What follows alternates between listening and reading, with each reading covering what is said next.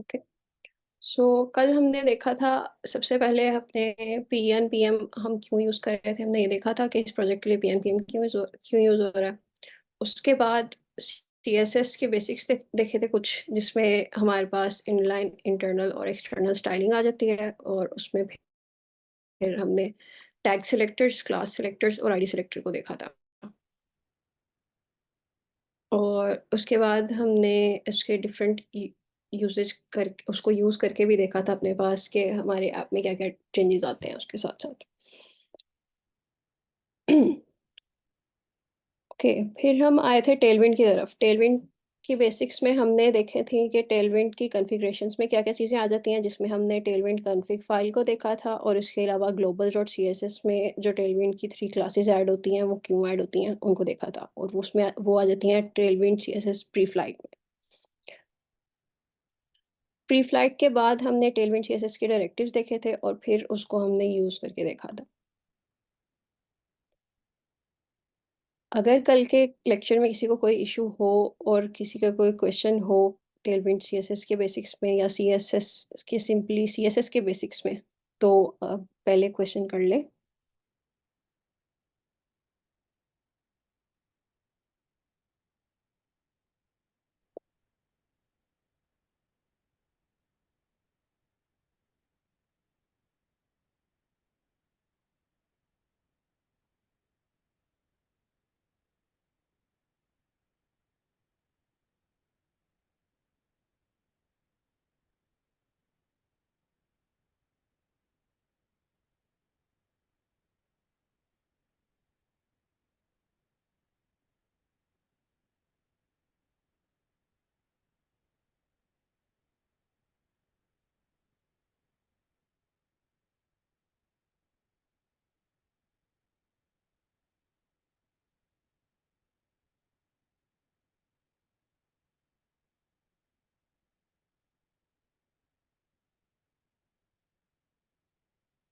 Okay, so I am assuming कि अभी किसी के कोई क्वेश्चंस नहीं होंगे बेसिक्स में से, तो हम आगे चलते हैं फ्लेक्सबॉक्स की तरफ।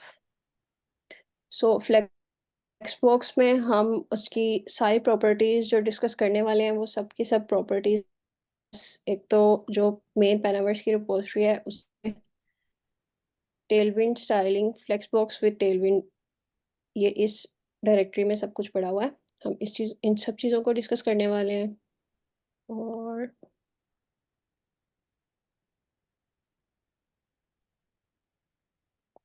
ओके, ये येलो इस वजह से हुए हैं कि हम यूज़ कर रहे हैं बेसिक ESLint की स्टाइलिंग।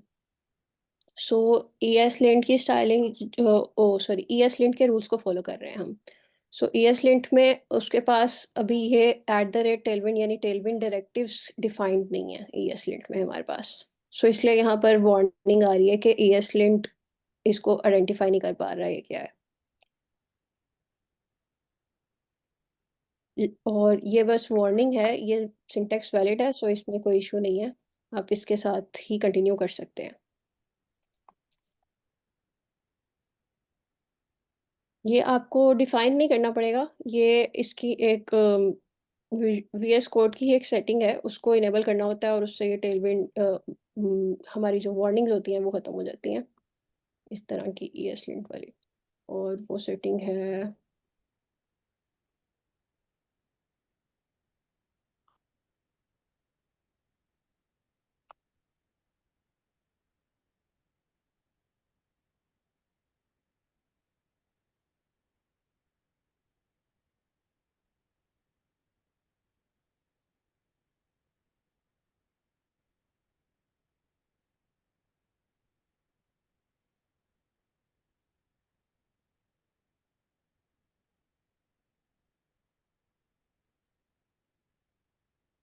ये है हमारे पास CSS लिंट में आ रहा है अननोन एट रूल्स, ये सेटिंग है।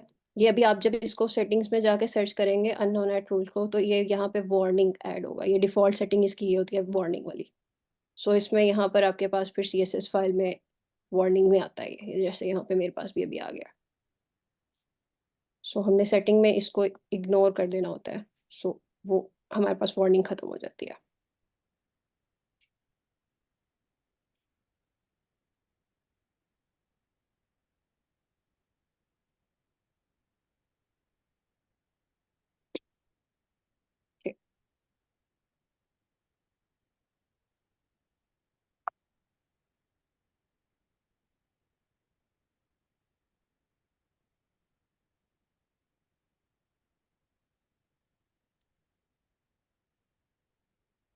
ओके, अब फ्लेक्स के लिए हम फॉलो कर रहे हैं ये श्रुति बलासा वाली बुक को, और इसमें हम सारी फ्लेक्स की प्रॉपर्टीज डिटेल में देखेंगे।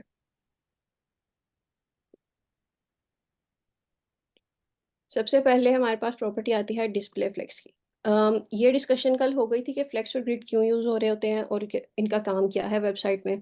सो उसको मैं रिपीट नहीं करूँगी। अगर किसी को उसमें कोई इशू है तो आप क्वेश्चन कर सकते हैं। बाकी अब फ्लेक्स की प्रॉपर्टीज़ पर चलते हैं डायरेक्ट, और उन्हीं को डिस्कस करते हैं।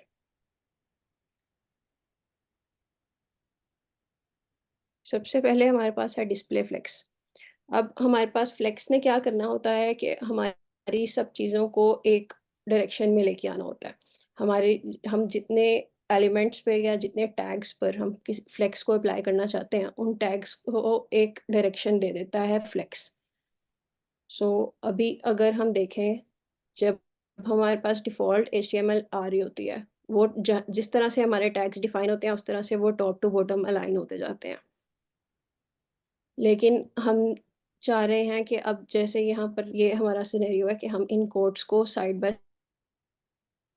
डायरेक्शन देना चाह रहे हैं कि वो साइड बाय साइड शो हो। सो इसकी डायरेक्शन डिफाइन करने के लिए हमें सिर्फ एक क्लास ऐड करनी है जिसका नाम है फ्लेक्स।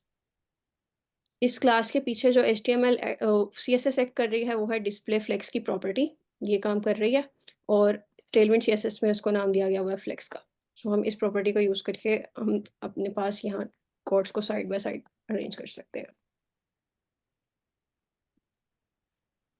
सो ये देखें, अब हमारे पास चेंज हो गया कि हमारी कोटेशंस साइड बाय साइड आ गई हैं। अब यहाँ पर मैं जितनी मर्ज़ी कोटेशंस ऐड कर दूँ, उनको एक डायरेक्शन मिल गई है और अब उन्होंने उसी डायरेक्शन में आगे आते जाना है।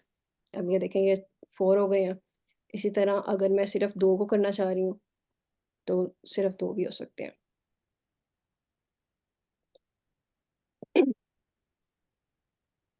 अब उन एलिमेंट्स ने स्पेस कितनी लेनी है, वो उनके टेक्स्ट या उनके साइज़ेज़ पे डिपेंड करता है, इनिशियल साइज़ेज़ पे, कि उस एलिमेंट का इनिशियल साइज़ कितना बनना है। जैसे अब यहाँ पर ये कोटेशन थोड़ी बड़ी है और दूसरी कोटेशन जो है वो हमारे पास छोटी है। सो उसके अकॉर्डिंग उसको ज़्यादा स्पेस मिल गई है और दूसरी को कम स्पेस मिल गई है। अभी आगे जाकर हम ये भी देखेंगे कि हम इन स्पेसेस को भी किस तरह से मैनेज कर सकते हैं। वो सारी हमारे पास फ्लेक्सी प्रॉपर्टीज़ हैं और सारी प्रॉपर्टीज़ को हम एक-एक करके देखते हैं। सबसे पहले हमारे पास आती है जस्टिफाई कंटेंट। इसमें क्या होता है हमारे पास कि स्पेसिंग जितनी जो आ रही होती है, जो डिस्टेंस आ रहा होता है हमारे पास चीज़ों में, हमारे फ्लेक्स आइटम्स में, उसको हमने मैनेज करना है कि वो किस तरह से वो रिप्रेज़ेंट हो। तो उसको मैनेज करने के लिए हम जस्टिफाई को की प्रॉपर्टी को यूज़ करते हैं।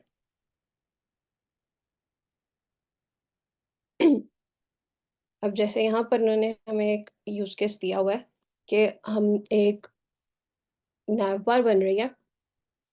अब उस नैव बार में डिफरेंट लिंक्स आ रहे हैं। प्रोफाइल, नोटिफ़िकेशन, पेमेंट्स और सेटिंग्स के लिंक्स आ रहे हैं। अब हमने इन लिंक्स को अरेंज करना है कि ये जो इतनी सारी स्पेस मेरे पास, मैंने पूरी स्पेस, जो ये व्हाइट ब्लॉक दिख रहा है, ये पूरी स्पेस मैं इस नैव बार को देना चाह रही हूँ। लेकिन अब जो एलिमेंट्स अरेंज हो रहे हैं, वो सेंटर में हो गए हैं। तो मैं ये चाह रही हूँ कि ये इक्वली किसी ऑर्डर में ये डिवाइड हो जाएँ कि ये इस तरह से अजीब ना लगे, बल्कि वो अच्छा लगे जब यहाँ पे आ रहा हो। सो अब हमारे पास सबसे पहले, अभी तक इस पे कोई फ्लेक्स नहीं लगा हुआ है। हम इस पे फ्लेक्स लगाते हैं सबसे पहले। सो फ्लेक्स की क्लास मैंने ऐड की। अब मुझे इन 4 एलिमेंट्स पे फ्लेक्स चाहिए था, सो इसलिए मैंने इसके पेरेंट एलिमेंट पे ये फ्लेक्स लगाया। मुझे इस बाहर वाले एलिमेंट पे कुछ नहीं चाहिए था, सो मैंने वहाँ पे नहीं लगाया। अब जब मैंने यहाँ पे फ्लेक्स ऐड किया तो ये देखें, वो सारी चीज़ें उठ के स्टार्ट में आ गई। अब ये स्टार्ट में क्यों आई हैं? जब जो भी हमारे पास सीएसएस प्रॉपर्टीज डिफाइंड हैं, वो सीएसएस प्रॉपर्टीज हमारे पास कुछ उनकी डिफ़ॉल्ट सेटिंग्स की गई हुई हैं टेलविंड सीएसएस में ऑलरेडी। जैसे अब जब फ्लेक्स अप्लाई होना है तो उसके जितने भी आइटम्स हैं उन सब में स्टार्ट में आ जाना है। ये उसकी डिफ़ॉल्ट सेटिंग है, ठीक है? अब इस प्रॉपर्टी को हम चेंज करके देखते हैं। इसके लिए हम यूज़ कर रहे हैं जस्टिफाई अभी। सो जस्टिफाई में हमारे पास काफ़ी सारे ऑप्शंस अवेलेबल हैं। जस्टिफाई स्टार्ट, कि सब चीज़ें स्टार्ट में आ जाएँ, और यही उसकी डिफ़ॉल्ट प्रॉपर्टी है अभी। फिर जस्टिफाई एंड है कि सब चीज़ें एंड में चली जाएँ हमारे फ्लेक्स की। इसके बाद है जस्टिफाई सेंटर। इसमें ये होगा कि सारी चीजें सेंटर में आ जाएंगी सिलेक्ट्स के। और जस्टिफाई बिटवीन में क्या होगा कि जो फर्स्ट और लास्ट एलिमेंट है वो दोनों कॉर्नर्स पे चले जाएंगे और बाकी चीजें जो है वो इक्वल स्पेस के साथ डिवाइड हो जाएंगी दरमियान। जस्टिफाई अराउंड में क्या होता है कि वो जो इक्वल स्पेस के साथ अभी वो सारी चीजें डिवाइड हो रही थी, सेंटर वाली सिर्फ हो रही थी, अब क्या होगा कि सारी डिवाइड हो रही होंगी, लेकिन जो फर्स्ट और लास्ट हैं उनको हाफ स्पेस मिलेगी और बाकी सबको उनकी डबल स्पेस मिलेगी। Space before the flex items before the flex item and after the flex items are half as much as space between the items। और लास्ट प्रॉपर्टी हमारे पास आती है जस्टिफाई इवनली। जस्टिफाई इवनली क्या करता है कि वो टोटली इक्वल स्पेस देकर हर चीज को डिवाइड कर देता है। पहले भी उतनी ही स्पेस होती है, एंड में भी उतनी स्पेस होती है, और आइटम्स के दरमियान भी उतनी स्पेस होती है। अब इन प्रॉपर्टीज को अप्लाई करके देख लेते हैं। सबसे पहले जस्टिफाई स्टार्ट, अभी क्योंकि वो डिफॉल्ट सेटिंग है सो जस्टिफाई स्टार्ट लगाने से कोई फर्क नहीं पड़ा। अब अगर मैं जस्टिफाई एंड लगा रही हूँ तो ये देखें सारे एलिमेंट्स जो उसके हैं फ्लेक्स के, वो सब के सब एंड पे चले गए हैं फ्लेक्स में। इसी तरह हमारे पास है जस्टिफाई सेंटर। ये सेंटर में आ गए हैं अब सारे एलिमेंट्स। और अब आती है स्पेसिंग वाली चीज़ें। तो स्पेसिंग वाली चीज़ों में सबसे पहले हमने देखा बिटवीन। बिटवीन में ये देखें फर्स्ट और लास्ट एलिमेंट फ्लेक्स के स्टार्ट और एंड में चले गए हैं, जबकि बाकियों में स्पेस इक्वली डिवाइड हो गई है। इसी तरह जस्टिफाई अराउंड में हमने डिस्कस किया था कि हाफ हाफ आएगी स्टार्ट और एंड में, और बाकियों में इक्वली डिवाइड हो जाएगी। ये देखें ये अभी यहाँ पर हमारे पास स्टार्ट में कम है और एंड में भी कम है, और इसके 2 टाइम्स जो है ये हमारे पास इनके बिटवीन आ गई है स्पेस। और हमारी लास्ट प्रॉपर्टी है जस्टिफाई इवनली। उसमें क्या होगा कि हर चीज इवनली डिस्ट्रीब्यूट हो जाएगी, सारी स्पेसिंग इवनली डिस्ट्रीब्यूट हो रही है अब सब एलिमेंट्स में, उनके स्टार्ट में भी और उनके एंड में।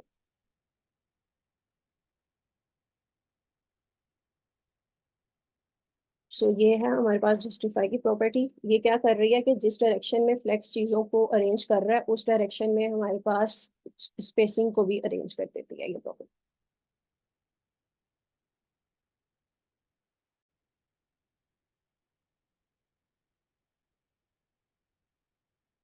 ये देखें अब यहाँ पर उन्होंने सारी एग्जांपल्स इकट्ठी करके दिखाई हुई हैं कि जस्टिफाई स्टार्ट एंड सेंटर और बाकी प्रॉपर्टीज लगाते क्या क्या डिफरेंसेस आए हैं।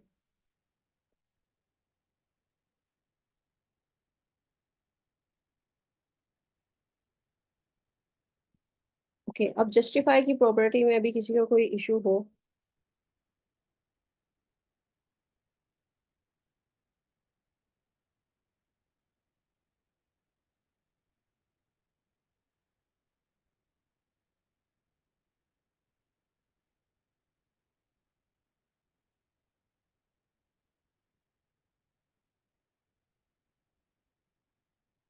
मल्टीपल लाइंस, अभी फ्लेक्स में कुछ केसेस आते हैं जिनमें मल्टीपल लाइंस में जाना पड़ता है और उनकी फिर कॉन्फ़िगरेशंस उनकी सॉरी स्टाइलिंग्स डिफरेंट हो जाती हैं। फ्लेक्स बाय डिफॉल्ट जो है वो हमारे पास एक रो में ही काम कर रहा होता है।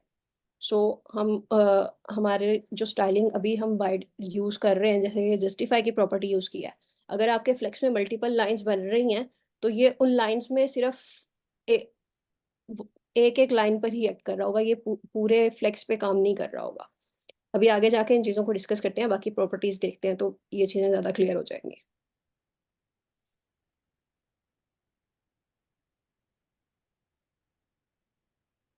जस्टिफाई इवनली ने हमारे पास जो स्पेस अवेलेबल है उस फ्लेक्स में, अब फ्लेक्स में बाय डिफॉल्ट देखें, फ्लेक्स में जब हमने अभी जब सिर्फ यहाँ पर फ्लेक्स अप्लाई किया हुआ है इस जगह पर, हमने अभी जस्टिफाई की कोई प्रॉपर्टी यूज नहीं की, ठीक है। अब फ्लेक्स इस पूरे डिव को मिला हुआ है, ठीक है। जितना इस डिव का एरिया है उस पूरे डिव में वो फ्लेक्स अवेलेबल है, और वो एरिया है ये वाइट वाला। अभी यहाँ पर अगर मैं आपको इसकी मेन्यू वाले की सीएसएस दिखाऊं तो ये देखें बीजी वाइट लगाया हुआ है उस पर, ठीक है। तो उसमें बैकग्राउंड वाइट अप्लाई हो रहा है। अब ये बैकग्राउंड वाइट जहाँ आ रहा है ये हमें बता रहा है कि ये वाले ये इस डिव का एरिया है सारा। फ्लेक्स अब उस एरिया में अवेलेबल है, लेकिन अब उसके एलिमेंट्स ने सिर्फ उतनी स्पेस लेनी थी जितनी उन्हें चाहिए थी, जितना उनका टेक्स्ट था या उनमें जो भी चीज आ रही है। तो उसको अब उन्होंने अपनी स्पेस ले ली और उतने में वो फ्लेक्स अप्लाई हो गया।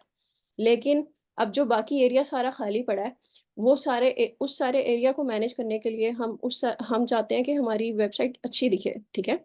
हमने स्टाइलिंग करनी ही इसलिए कि वो यूजर को अट्रैक्ट करे अपनी तरफ हमारी वेबसाइट। सो अब इस स्पेसिंग को हमने डिवाइड करना होता है ताकि हमारी जो डिस्ट्रीब्यूशन है सारे फ्लेक्स की वो इवन हो जाए। सो अब यहाँ पर इसलिए हमारे पास ये जस्टिफाई की प्रॉपर्टीज आई हैं सारी, ठीक है। अब जस्टिफाई इवनली क्या कर रहा है कि उसने जितनी स्पेस अवेलेबल है ना, वो सारी स्पेस इक्वली डिवाइड कर दिया है सब एलिमेंट्स के लिए। मतलब इसमें 4 एलिमेंट्स आ रहे हैं, वो इन चारों एलिमेंट्स के लिए उस स्पेस को इक्वली डिवाइड कर रहा है। जस्टिफाई इवनली ये मैंने लगाया। अभी अगर मैं यहाँ पर सॉरी एक और एलिमेंट ले आती हूँ, वो ये देखें कि वो उन सब एलिमेंट्स के अकॉर्डिंग जो है वो स्पेस को इक्वली डिवाइड कर देगा सारे एलिमेंट्स में। अब जो जस्टिफाई अराउंड है वो इसको ही थोड़ा सा चेंज किया गया हुआ है कि वो हमारे पास जो पहला और आखिरी एलिमेंट होता है उसके उससे पहले और एंड पे जो है वो कम स्पेस देता है और बाकी सब में इक्वल स्पेस दे देता है। ये क्लियर हो गया। अब जस्टिफाई इवनली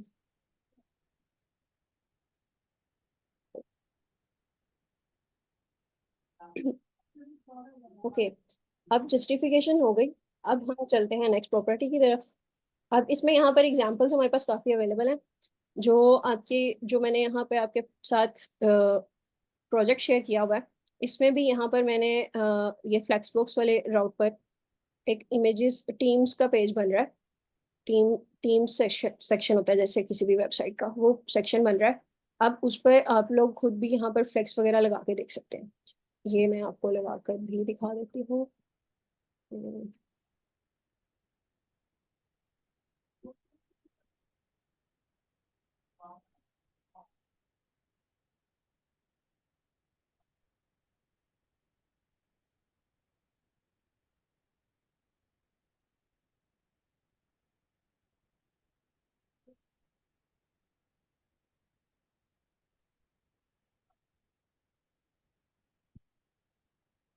ओके।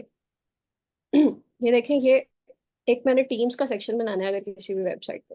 तो मैंने वहां पे अपनी इमेज को स्टाइलिंग दे दी है कि मैंने इमेज सर्कल में शो करनी है और मैंने टेक्स्ट जो है वो सेंटर में लाना है अपने। वो अब मैं ये चाह रही हूँ कि ये देखें, अब मैं टेक्स्ट सेंटर में लाना चाह रही हूँ लेकिन वो इमेज के हिसाब से सेंटर में लाना चाह रही हूँ मैं, ठीक है। और फिर ये इमेजेस जो ऊपर नीचे अभी सारी आ रही हैं और टेक्स्ट भी उनके हिसाब से ऊपर नीचे जा रहा है, वो सारा टेक्स्ट भी मैं जो है वो इमेजेस के साथ साथ अलाइन करना चाह रही हूँ और एक लाइन में लेके आना चाह रही हूँ उसको, ठीक है। एक लाइन में लाने के लिए हमने क्या देखा कि हम उसके लिए फ्लेक्स यूज करेंगे सबसे पहले। ये मैंने फ्लेक्स अप्लाई कर दिया, ठीक है। वो एक लाइन में आ गया। अब ये देखें कि अभी मैं अगर इसको इंस्पेक्ट करती हूँ,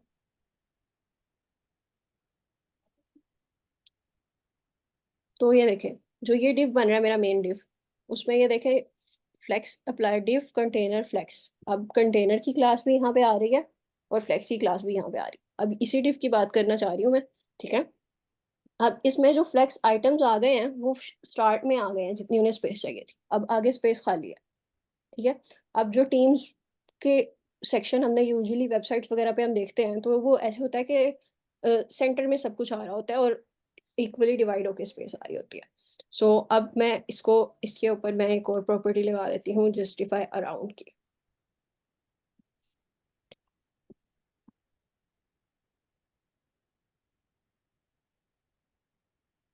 सो अब ये देखें, अब वो स्पेस डिवाइड हो गई है सारी। अब अभी के लिए ये देखें कि इसमें आप नोट करेंगे हमारे पास जो ये स्टार्ट में स्पेस है ये ज़्यादा आ रही है। ये स्टार्ट में स्पेस जो येलो अभी बॉर्डर में शो हो रहा है वो आ रहा है, वो क्योंकि वो पैडिंग लगी हुई है कंटेनर डिव पे, इस वजह से उसकी स्टाइलिंग थोड़ी ख़राब हो रही है। लेकिन वो फ्लेक्स को जितनी स्पेस मिली थी उसने उतनी स्पेस में इसको कंप्लीट कर दिया हुआ है। अभी इसको भी अगर हम ख़त्म कर लेते हैं।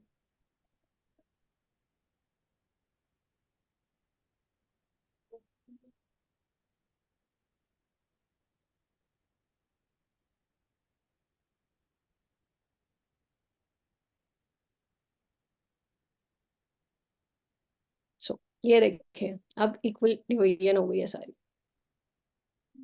ठीक है। और अब अराउंड लगा हुआ है, सो इस वजह से ये देखें फर्स्ट और लास्ट एलिमेंट की जो स्टार्ट से और एंड से स्पेस आ रही है वो कम आ रही है, बाकियों की ज्यादा आ रही है।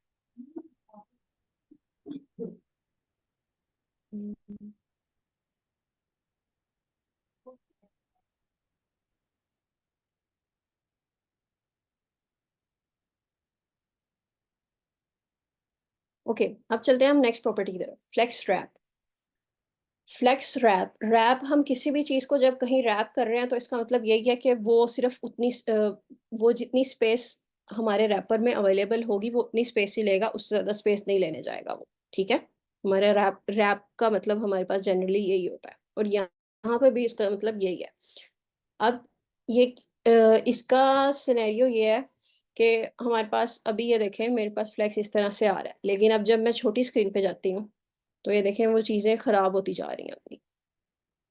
ठीक है, अब हमने इस चीज़ को मैनेज करना है कि अगर मेरे पास स्क्रीन साइज छोटा हो रहा है तो मैंने अपने फ्लेक्स को किस तरह से मैनेज करना है, उसकी चीज़ों को क्या मैं उनमें स्क्रॉलिंग ऐड कर दूं या मैं उन्हें ऊपर नीचे ले आऊं, किस तरह से उसको लेके आऊं।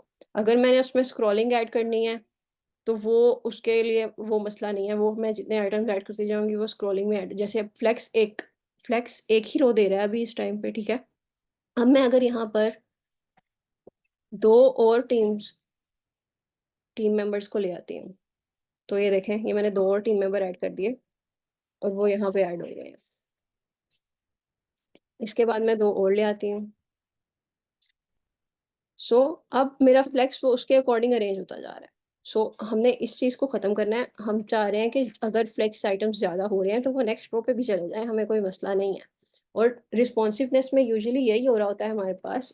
रिस्पॉन्सिवनेस क्या है कि जब हम स्क्रीन साइज अपना चेंज कर रहे हैं, अभी मैं लैपटॉप के साइज पे बैठी हुई हूँ, इसके बाद मैं ये टैब के साइज पे आ गई हूँ, ये मैं फ़ोन के साइज पे चली गई हूँ, सॉरी ये फ़ोन का साइज है और ये टैब का साइज है और ये मेरा लैपटॉप का साइज है। ठीक है, अब इस साइज में मैंने अपनी चीज़ें किस तरह से अरेंज करनी है। सबसे कॉमन एग्जांपल यही होती है कि हम अपनी टीम प्रोफाइल को जो है ना वो रिस्पॉन्सिव बना लेते हैं, ताकि हमारे पास अगर स्पेस कम हो रही है तो चीज़ें नीचे चली जाएं और उस रैपर में रहे, मतलब अब स्क्रीन के रैपर के अंदर उसी तरह रहें जिस तरह से मैंने उनको डिफाइन किया हुआ है। क्योंकि ये देखें अभी आप इसको नोट करें कि वो इमेज की सारी स्टाइलिंग खराब हो रही है। ठीक है, और टेक्स्ट भी ऊपर नीचे खराब हो रहा है। सो अब इस चीज़ को मैनेज करने के लिए फ्लेक्स रैप की प्रॉपर्टी है हमारे पास। फ्लेक्स रैप, इस प्रॉपर्टी को जब हम कहीं पे ऐड करते हैं तो वो हमारे पास रिस्पॉन्सिवनेस मैनेज कर देती है हमारी।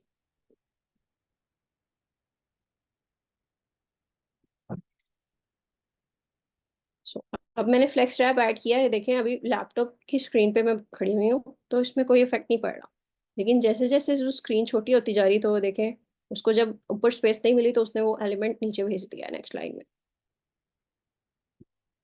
ये काम कर रही है हमारे पास फ्लेक्स रैप की प्रॉपर्टी। अब जो बाय डिफॉल्ट, जैसे अभी हमने ऊपर देखा था कि जब हम जस्टिफाई वाली प्रॉपर्टी यूज करने लगे थे तो फ्लेक्स ने बाय डिफॉल्ट जस्टिफाई स्टार्ट वाली प्रॉपर्टी लगाई होती है, उसी तरह फ्लेक्स ने by default justify flex no wrap लगाया होता है। नो रैप का क्या मतलब है, नो रैप का मतलब यही है कि चीजें नेक्स्ट लाइन में नहीं जाएंगी, वो एक ही लाइन में अरेंज होंगी चाहे उन्हें जिस तरह से मर्जी होना पड़े। और ये अगली इसमें ऑप्शन है फ्लेक्स रैप रिवर्स की। फ्लेक्स रैप रिवर्स क्या करता है कि अभी जिस ऑर्डर में ये शो हो रहे हैं कि अलेक्सा पहले है, फिर टेबल है, फिर एडल और फिर थॉमस है, तो जब फ्लेक्स रैप रिवर्स लगा होगा तो वो क्या करेगा, जैसे जैसे स्क्रीन छोटी होगी, अभी ये देखें थॉमस नीचे गया है सबसे पहले और फिर एडल गई है, लेकिन उस केस में क्या हो रहा होगा कि अलेक्सा पहले नीचे जाएगी और फिर ट्रेवल जाएगा और फिर एडल और थॉमस जाएंगे। अभी इसको लगा कर भी देख लेते हैं। ये देखेंगे मैंने प्रॉपर्टी अप्लाई की। अब डेस्कटॉप साइज पे उस पर कोई इफेक्ट नहीं पड़ना था क्योंकि उसका रैपर बड़ा है वहां पे। जब रैपर छोटा हुआ है तो ये देखें अब थॉमस ऊपर रह गया है, अब ये एलेक्सा और टेबल नीचे हो गए हैं और एडल और थॉमस ऊपर चले गए हैं। जबकि जो सिंपली फ्लेक्स रैप लग रहा था उसमें हमारे पास एलेक्सा और टेबल ऊपर रह रहे थे और बाकी दोनों नीचे आ रहे थे। ये है हमारे पास फ्लेक्स रैप की property. By default flex no wrap लग रही है प्रॉपर्टी कि कोई रैपिंग नहीं करनी है हमने। जो स्पेस आ रही है उसमें सब चीज़ों को अरेंज करना है, मतलब एक ही लाइन में सब चीज़ों को अरेंज करना है। जब हम फ्लेक्स रैप की प्रॉपर्टी लगा देते हैं तो वो अलाउ कर देती है कि चीज़ें नेक्स्ट लाइन में जा सकती हैं। अब इसकी एक एग्ज़ाम्पल ये भी देखें, डिफरेंट वेबसाइट्स पर लोगों ने लगाया होता है कि हमने इन कंपनीज़ के साथ काम किया हुआ है, तो वहाँ पर उन्होंने लोगोज़ लगाए होते हैं। सो अब उन लोगोज़ को भी अरेंज करने के लिए वहाँ पे फ्लेक्स रैप ही यूजुअली यूज़ हो रहा होता है, कि जैसे-जैसे स्क्रीन छोटी होती जाए वो लोगोज़ ऊपर-नीचे मल्टीपल लाइन्स में डिवाइड होते जाए।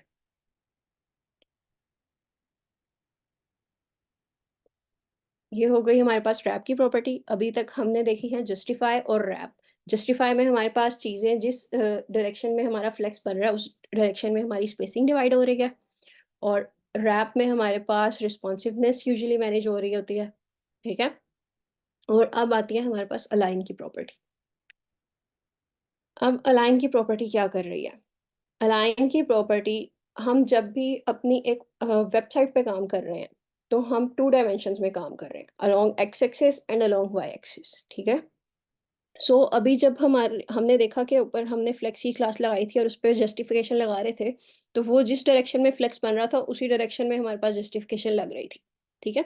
अब मैंने जैसे यहाँ पर अभी मैंने टीम्स पे जस्टिफाई अराउंड लगाया हुआ है, अब वो मेरे जिस डायरेक्शन में फ्लेक्स बन रहा है उसी डायरेक्शन में लग रही है। लेकिन अब मैं चाह रही हूँ कि ये जो टीम्स वाली चीज़ आ रही है, ये अभी देखें ऊपर एक्स एक्सिस के अलोंग तो ये सेट हो गई है, रो के अलोंग तो वो सेट हो गई है, लेकिन अब मैं चाह रही हूँ कि वो कॉलम के अलोंग भी वो सेंटर में आ जाए। अगर मेरा यूज़ केस ये है कि मैं चाह रही हूँ कि वो कॉलम के अलोंग भी सेंटर में आ जाए। अभी वो नहीं आई हुई है। सो अलाइनमेंट क्या करती है हमारे पास कि वाई एक्सिस है, उसके अलोंग हमारी चीज़ों को सेट कर देती है। जैसे हमने अभी फ्लैग जस्टिफाई में हमने उसको सेम साइड में डिवाइड करते हुए देखा। आ रहे हैं कि अब हमारे उससे अपोज़िट साइड पे, उससे परपेंडिकुलर साइड पे भी हमारे पास चीज़ें अरेंज हों, तो हम उसके लिए अलाइन की प्रॉपर्टी को यूज़ कर रहे होते हैं। अब अलाइन की प्रॉपर्टी, हमारे पास जो सीएसएस क्लास है एक्चुअल, वो अलाइन अलाइन आइटम्स के नाम से है, ठीक है? लेकिन जो हमारे पास टेलविंड ने क्लास बनाई है वो आइटम्स के नाम से बनाई हुई है, आइटम्स। आइटम्स के साथ उसके आगे ऑप्शन आते हैं। सीएसएस प्रॉपर्टी है अलाइन आइटम्स, और उसके अगेंस्ट टेलविंड ने प्रॉपर्टी बनाई है आइटम्स।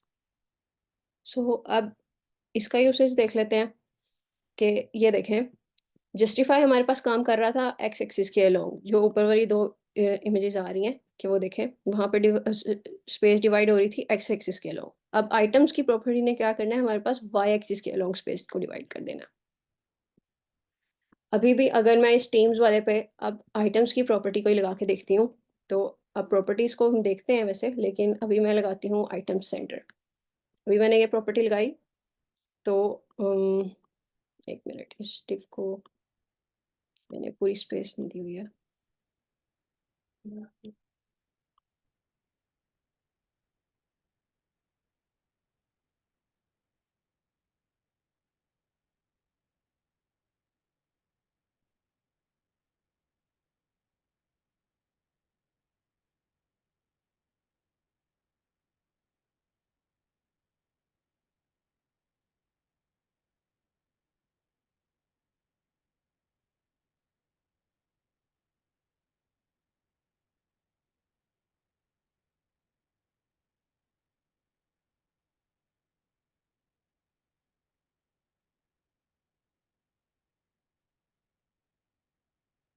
ओके, सो अब हम अपनी आइटम्स वाली प्रॉपर्टी पे वापस आ रहे हैं।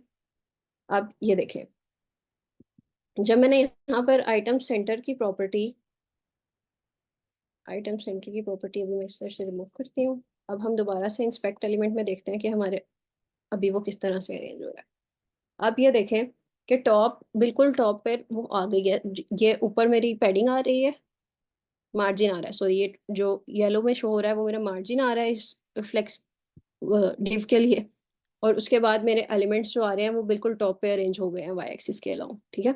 अब जब मैं यहाँ पर आइटम सेंटर लगा रही हूँ, तो ये देखें, अब वो आइटम्स देखें नीचे आ गए हैं थोड़ा-सा।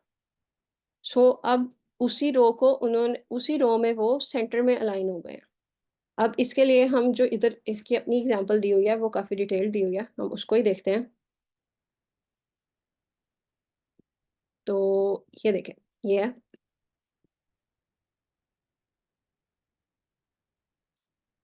ये एक फ्लेक्स बनाना चाह रहे हैं, ठीक है। यहाँ पर उसमें क्या हो रहा है कि एक आइकन आ रहा है और फिर आगे उस आइकन का नेम आ रहा है। ये कहीं हम अक्सर लोगों पे ये चीज़ देखते हैं कि हमारे पास चीज़ें इस तरह से अरेंज होती हैं कि आइकन आता है और साथ उसके थोड़ा सा टेक्स्ट आ रहा होता है। सो यहाँ पे भी वही केस है। अब यहाँ पर सबसे पहले हम लगाएं फ्लेक्स, ताकि वो चीज़ें हमें पता हो कि अब हमने ये चीज़ें एक डायरेक्शन में अरेंज करनी है, ठीक है। फ्लेक्स लग गया। अब फ्लेक्स के बाद मैं यहाँ पर लगा रही हूँ आइटम सेंटर की प्रॉपर्टी। तो अब ये देखें, पहले वीडियो कॉन्फ्रेंस वाली जो चीज़ थी वो टॉप पर चली गई थी, जब फ्लेक्स नहीं लगा हुआ था तब वो नीचे आ रही थी, ठीक है। तब वो सिंपली नीचे आ रही थी, जैसे टेक्स्ट जहाँ इमेज खत्म हो रही थी वहां टेक्स्ट स्टार्ट हो रहा था, ठीक है। लेकिन जब फ्लेक्स लगा, सिर्फ फ्लेक्स लगा, तो उस टाइम पर हर चीज स्टार्ट में चली गई है, ठीक है। शुरू में आ गया वीडियो कॉन्फ्रेंस, जो टेक्स्ट लिखा हुआ है वो भी ऊपर चला गया, और जो ये आइकन है वो तो वैसे ही उतनी, वो फ्लेक्स की लेंथ का ही आ रहा है, ठीक है। अब इसमें जब मैंने लगाया है आइटम्स सेंटर, तो दोनों चीजें सेंटर से अलाइन हो गई, वाई एक्सिस के अलोंग सेंटर में अलाइन हो गई, ठीक है। तो ये काम कर रही है हमारे पास आइटम की प्रॉपर्टी। अब आइटम की प्रॉपर्टी में भी हमारे पास जिस तरह से जस्टिफाई में मल्टीपल ऑप्शन थे, उसी तरह आइटम्स की प्रॉपर्टी में भी मल्टीपल ऑप्शन है। आइटम स्ट्रेच क्या करता है हमारे पास, के दोनों एलिमेंट्स को एक जितनी लेंथ दे देता है। यहाँ लेंथ की बात हो रही है, हम विड्थ की बात नहीं हो रही, लेंथ की बात हो रही है। वाई एक्सिस के अलोंग, मतलब हमारी फ्लेक्स की डायरेक्शन रो में चल रही है, तो कॉलम के अलोंग बात हो रही है। सो आइटम स्ट्रेच क्या कर रहा है कि सारे आइटम्स को स्ट्रेच कर देता है कि कंटेनर आपका कंप्लीटली फिल हो जाए। उसके बाद आती है हमारे पास आइटम सेंटर। आइटम सेंटर हमारे पास, अभी हमने यहाँ पे भी देखा कि दोनों जितने भी एलिमेंट्स हैं फ्लेक्स के, वो उनको सेंटर में ले आया है सबको। इसी तरह आइटम स्टार्ट है, जैसे जस्टिफाई स्टार्ट में क्या हो रहा था कि हमारी फ्लेक्स के डायरेक्शन में वो सारा कुछ स्टार्ट में जा रहा था, उस तरह से अब उसकी वाई एक्सिस के अलोंग सब कुछ स्टार्ट में चला जाएगा आइटम सेंटर। जब मैंने यहाँ पर आइटम की प्रॉपर्टी नहीं लगाई थी तो हमने देखा था कि वो स्टार्ट में जा रही थी सारी चीजें वाई एक्सिस के अलोंग। सो ये फ्लेक्स में अब जो डिफॉल्ट प्रॉपर्टी लग रही है वो आइटम स्टार्ट की लग रही है, ठीक है।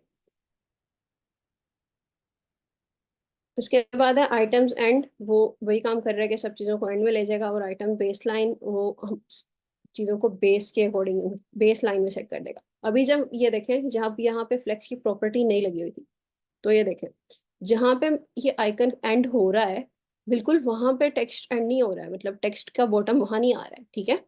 टेक्स्ट का टेक्स्ट उसके अलोंग आ रहा है, लेकिन वो इक्वली लेवल्ड नहीं है।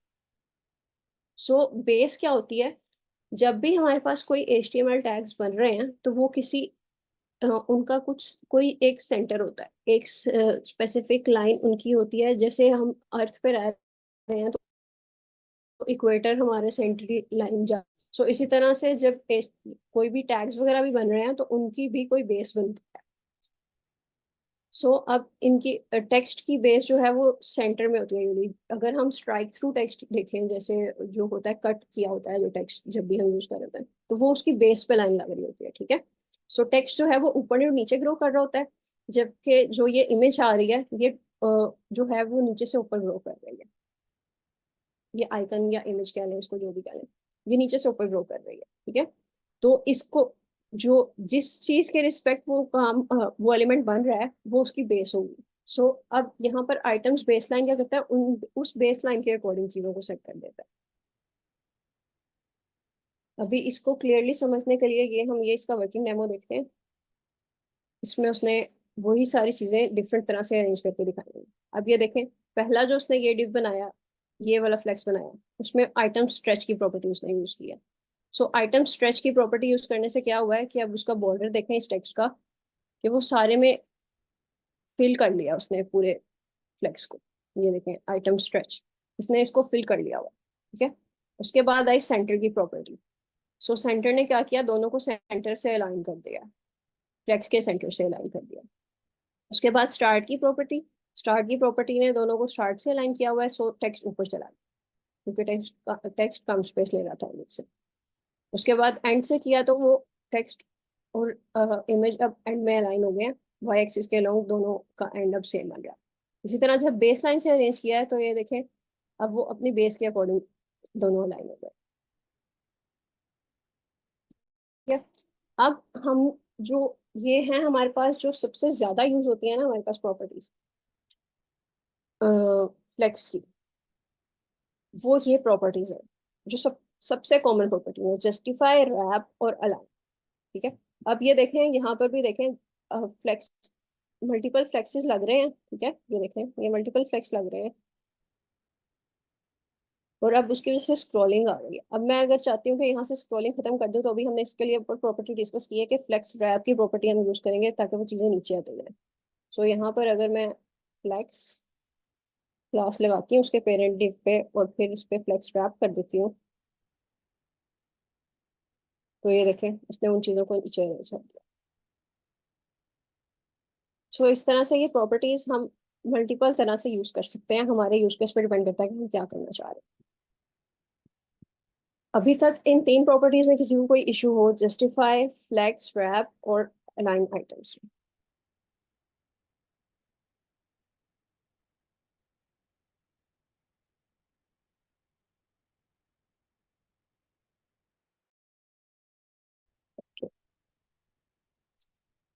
ओके, अब इसकी ही फर्दर एग्जांपल पे, अलाइन की भी फर्दर एग्जांपल देखने के अक्सर वेबसाइट पे प्रोफाइल कार्ड भी आ रहा होता है कि किसी यूजर का अपना भी आ रहा होता है, किसी कुछ होते हैं कि हमारे पास जैसे प्रोडक्ट्स भी लिस्ट होते हैं, तो प्रोडक्ट्स भी लिस्ट होते हैं तो उनमें एक इमेज आ रही होती है और फिर साइड पे उनकी डिस्क्रिप्शन वगैरह आ रही होती है या उनका नेम और उनकी प्राइस आ रही होती है। तो उस चीज़ को आपने अरेंज करना हो तो वो हम इस आइटम्स की प्रॉपर्टी के साथ उसको भी अरेंज कर सकते हैं। इसी तरह से सर्विस सेक्शन भी हमारे पास काफ़ी वेबसाइट पे होता है। तो अब ये वर्किंग डेमोज आप इनके फर्दर खुद भी देख सकते हैं जाकर और उनमें सारी प्रॉपर्टीज आप ध्यान से देख सकते हैं कि जस्टिफाई की कौन सी प्रॉपर्टी यूज हो रही है और अलाइन की कौन सी ऑप्शन यूज हो रही है, रैप यूज हो रहा है या नहीं हो रहा है। इसी तरह से एफएक्यूज की भी एग्जांपल एक एडिड है।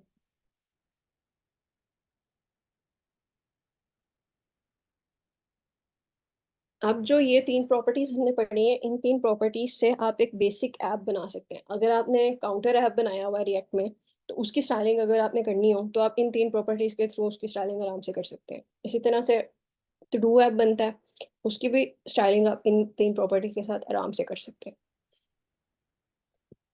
अब चलते हैं हम अगली प्रॉपर्टीज की तरफ जो कि इसको फर्दर फ्लेक्स को इन्हांस करती हैं। सो हमारे पास आती है फ्लेक्स डायरेक्शन। अभी तक हमने देखा कि जस्टिफाई जो है वो हमारे पास जिस डायरेक्शन में फ्लेक्स बन रहा था उस डायरेक्शन में वो स्पेसिंग को मैनेज कर रही थी और अलाइन जो थी वो उससे उसके परपेंडिकुलर काम कर रही थी। ठीक है, सो अब फ्लेक्स डायरेक्शन में हमारे पास फ्लेक्स में ये ऑप्शन भी होता है कि हम उसकी डायरेक्शन ही चेंज कर दें। जैसे अभी तक मैं जो आपसे डिस्कस कर रही थी इसमें मैं बता रही थी कि एक रो में फ्लेक्स बन रहा है। ठीक है, तो और हमने अलाइन जो था वो कॉलम वाइज लगाया था उस पे। अब हम कॉलम वाइज भी एक फ्लेक्स बना सकते हैं। ठीक है, तो अब इस चीज़ को डिटेल में देखते हैं कि फ्लेक्स डायरेक्शन हमारे पास क्या काम कर रही है। ओके, फ्लेक्स डायरेक्शंस हमारे पास कितनी अवेलेबल हैं? फ्लेक्स डायरेक्शंस हमारे पास रो अवेलेबल है, कॉलम अवेलेबल है, रो रिवर्स अवेलेबल है और कॉलम रिवर्स अवेलेबल है। रो और कॉलम के नाम से पता लग रहा है कि उन्होंने फ्लेक्स रो लगा होगा तो रो एक रो बना रहा होगा, अगर फ्लेक्स कॉलम लगा होगा तो एक कॉलम बन रहा होगा और उसमें मल्टीपल रोज बन रही होंगी। जैसे अभी यहाँ पर फ्लेक्स रो बन रहा है, बाय डिफॉल्ट फ्लेक्स की प्रॉपर्टी जब लग रही है तो फ्लेक्स रो बन रहा है और उसमें मल्टीपल कॉलम्स बन रहे हैं। ये देखें अब इसके मल्टीपल 4 कॉलम्स हमें शो भी हो रहे हैं। ठीक है, अगर हम फ्लेक्स कॉलम यूज करते हैं तो उसमें एक कॉलम बनेगा और उसमें मल्टीपल रोज आ रही होंगी। और इसी तरह से अब फ्लेक्स रो रिवर्स, जैसे हमने ऊपर फ्लेक्स रैप के रिवर्स में देखा था कि वो चीज़ों को ऑपोजिट मैनर में अरेंज कर देता था, बनाता वो वही चीज़ था, रैप कर रहा था वो लेकिन रिवर्स ऑर्डर में रैप कर रहा था। इसी तरह से ये जो फ्लेक्स रो रिवर्स है ये भी क्या करेगा, जिस ऑर्डर में हमने चीज़ें डिफाइन की होंगी उनसे उससे ऑपोजिट ऑर्डर में उनको शो करेगा। जैसे यहाँ पर अगर मैं फ्लेक्स रो रिवर्स कर देती हूँ तो ये देखें मेरी चीजें, सॉरी, मेरी चीजें ये ऑपोजिट मैनर में अरेंज हो गई हैं। इसी तरह फ्लेक्स कॉलम रिवर्स जब होता है तो वो भी आपके पास कॉलम में चीजें पहले, फ्लेक्स कॉल हमारे पास सिंपली जो अरेंजमेंट हमने दी हुई है उस अरेंजमेंट को फॉलो करेगा, लेकिन कॉल रिवर्स उससे ऑपोजिट अरेंजमेंट को फॉलो करेगा। अब पहले हम फ्लेक्स की डायरेक्शन की सारी देख लेते हैं कि कौन कौन सी डायरेक्शन किस तरह से बन रही है। इसके लिए हम देखते हैं एग्जांपल। ओके, फर्स्ट वाली को ही ले लेते हैं जो लॉगिन और क्रिएट अकाउंट का बटन बन रहा है अगर।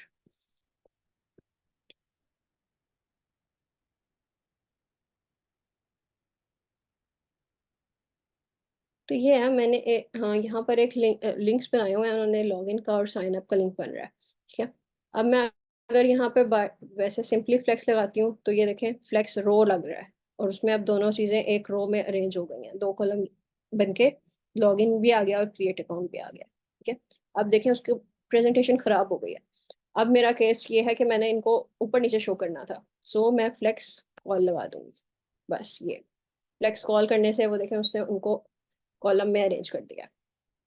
अब ये दो रोज बन रही हैं और एक कॉलम में चीजें शो हो गई। अगर मैं यहाँ पर ही फ्लेक्स कॉल रिवर्स कर देती हूँ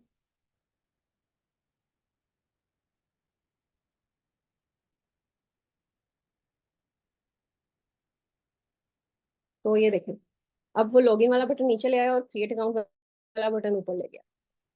अब इसमें ये जो ऊपर स्पेसिंग आ गई है वो क्यों आई है उस चीज को अभी बाद में डिस्कस करते हैं। ठीक है, सो फ्लेक्स कॉल रिवर्स करने से ये हो गया। अब अगर मैं फ्लेक्स रो रिवर्स भी इस पे लगाती हूँ तो ये देखें लॉगिन वाला बटन बाद में चला गया और क्रिएट अकाउंट वाला बटन पहले आ गया, यानी जिस ऑर्डर में वो चीजें डिफाइन हुई हैं उससे ऑपोजिट ऑर्डर में वो चीजें शो हो रही है।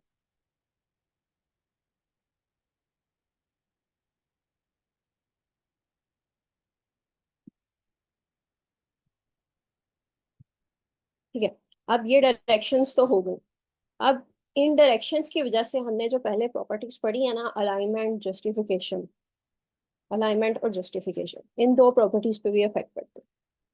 अब हमारे पास, अभी तक हम बात कर रहे थे कि रो और कॉलम में काम हो रहा है, ठीक है, और एक्स वाई एक्सिस और वाई एक्सिस पे काम हो रहा है, लेकिन जब हमारा फ्लेक्स की डायरेक्शन चेंज हो रही है तो हमारे एक्सिस भी चेंज हो रहे होते हैं।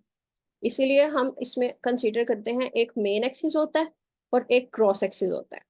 मेन एक्सिस वो एक्सिस है जिस डायरेक्शन में हमारा फ्लेक्स बन रहा है। ठीक है, जैसे हमारा रो में फ्लेक्स बन रहा है या रो रिवर्स में फ्लेक्स बन रहा है तो उस टाइम पे हमारा मेन एक्सिस एक्स एक्सिस होगा। लेकिन और लेकिन अगर हमारा फ्लेक्स जो है वो कॉलम में बन रहा है तो हमारा मेन एक्सिस जो है वो वाई एक्सिस होगा। और क्रॉस एक्सिस क्या करता है कि उसके परपेंडिकुलर बन रहा होता है, मेन एक्सिस के परपेंडिकुलर बन रहा होता है हमारा क्रॉस एक्सिस। सो फ्लेक्स रो और रो रिवर्स के केस में वो वाई एक्सिस है क्रॉस एक्सिस, और फ्लेक्स कॉलम और कॉलम रिवर्स के केस में एक्स एक्सिस है क्रॉस एक्सिस। अगर किसी को इनको समझने में कंफ्यूजन हो रही है तो आप पहले वाली चीज को लेकर चल सकते हैं कि अगर रो में फ्लेक्स बन रहा है तो जस्टिफिकेशन जो है वो रो के अकॉर्डिंग काम कर रही होगी और कॉलम के अकॉर्डिंग अलाइनमेंट काम कर रही होगी। और अगर कॉलम में फ्लेक्स बन रहा है तो अब जस्टिफिकेशन का काम कॉलम में होगा और अलाइनमेंट का काम रो में हो रहा होगा। ये दोनों प्रॉपर्टीज हमारे पास चेंज होती हैं। इन चीज़ों को समझने के लिए ये देखें, अगर मैं यहाँ पर अभी रिवर्स वाली चीज़ को छोड़ देते हैं, फ्लेक्स कॉलम मैंने लगाया इस पे। ठीक है, फ्लेक्स कॉलम लगाया। अब जस्टिफाई वाली प्रॉपर्टी क्या कर रही थी, पहले जब हम पढ़ रहे थे सिंपली फ्लेक्स पढ़ रहे थे, फ्लेक्स यानी ये चीज़ पढ़ रहे थे, ये चीज़ क्या कर रही थी, ये फ्लेक्स रो में लगा रही थी। यहाँ पर मैं जस्टिफाई को यूज़ कर रही होती थी तो वो मेरे उसके अकॉर्डिंग ही सेट हो रहा था, ये मैंने जस्टिफाई बिटवीन अगर लगाया हुआ। ठीक है, लेकिन अब मैं अगर फ्लेक्स कॉलम ऐड करती हूँ तो ये देखें चीज़ें चेंज हो गई। अब क्योंकि मेरा वो कॉलम में फ्लेक्स बन रहा है, वाई एक्सिस के अलोंग फ्लेक्स बन रहा है, तो अब वो जस्टिफाई वाली प्रॉपर्टी वाई एक्सिस के अलोंग काम कर रही है, वो मेन एक्सिस है उसका, वो उसके अकॉर्डिंग काम कर रही है। ठीक है, जस्टिफाई बिटवीन ने क्या करना था कि फर्स्ट और लास्ट एलिमेंट को स्टार्ट और एंड में ले आना, तो यहाँ पे भी वही काम हो फर्स्ट और लास्ट एलिमेंट एंड्स पे आ गए, कॉर्नर्स पे आ गए हैं, और दरमियान में स्पेसिंग डिवाइड हो गई है। लेकिन अब उसने काम किया है वाई एक्सिस के अलावा। सो अब जो काम पिछले फ्लेक्स में मेरे पास आइटम्स वाली प्रॉपर्टी कर रही थी, वो काम यहाँ पर जस्टिफाई वाली प्रॉपर्टी कर रही है। ठीक है, ये चीज क्लियर हो गई है सबको कि कॉलम के कॉलम आ रहा है तो क्या डिफरेंसेस आ रहे हैं।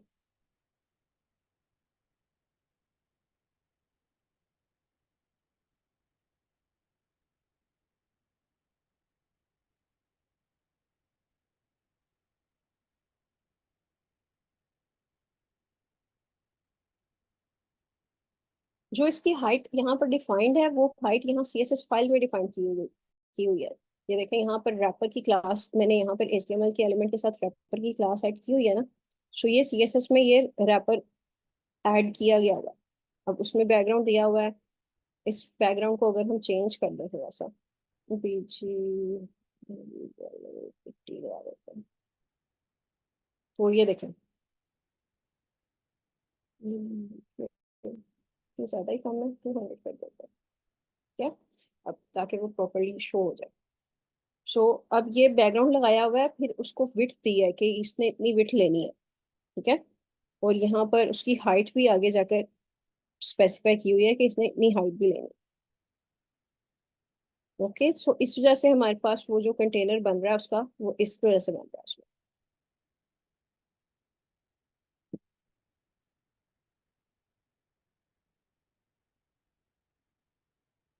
सो अब जस्टिफाई की प्रॉपर्टी, जब कॉलम बन रहा है तो वो जस्टिफाई की प्रॉपर्टी अब कॉलम के अकॉर्डिंग एक्ट करेगा। इसी तरह जो आइटम्स की प्रॉपर्टी हमने पढ़ी थी, अब वो आइटम्स की प्रॉपर्टी रो के अकॉर्डिंग एक्ट कर रही होगी।